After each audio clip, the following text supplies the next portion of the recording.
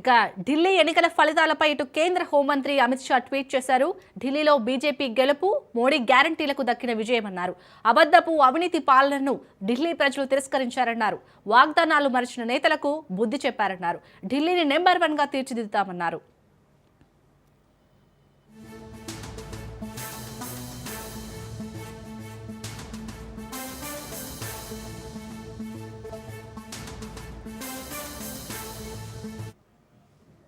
ఢిల్లీ ఎన్నికల ఫలితాలపై కేంద్ర హోంమంత్రి అమిత్ షా ట్వీట్ చేశారు.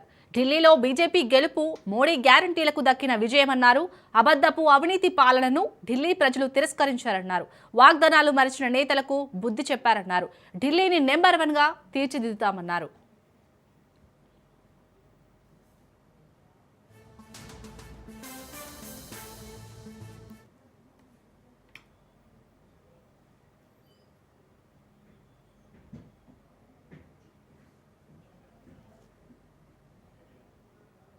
ఢిల్లీ ఎన్నికల ఫలితాలపై అన్నా హజారే